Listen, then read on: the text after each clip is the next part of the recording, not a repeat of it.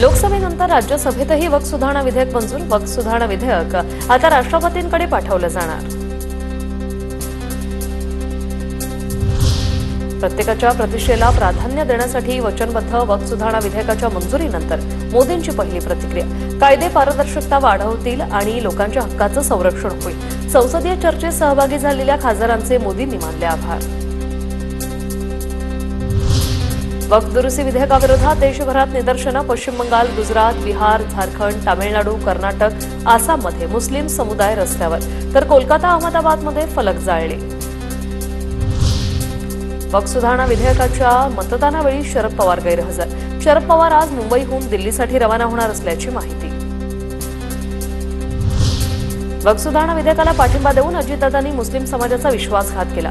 मुस्लिमांना त्रास देणाऱ्यांना सोडणार नाही म्हणणाऱ्या दादांची कोलांटी उडी. काँग्रेस प्रदेशाध्यक्ष हर्षवर्धन सपकाळांची टीका. वक्फ विधेयकावर बोलताना संजय राऊतांनी रंग बदलले. प्रफुल्ल पटेल यांची टीका. तर बाप बदलणारे लोक मला रंग बदललेले म्हणतात. संजय राऊतांचं उत्तर. आपको धन्यवाद के बोलने दिया, मगर इनको धन्य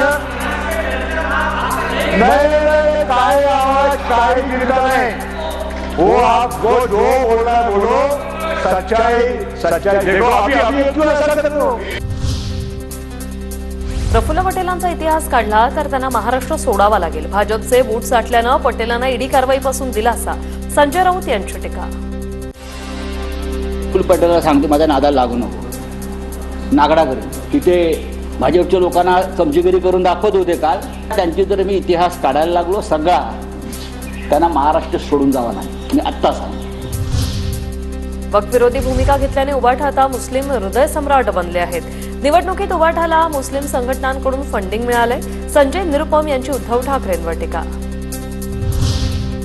मणिपूरमध्ये राष्ट्रपती राजवट लावण्याचा प्रस्ताव राज्यसभेत मंजूर.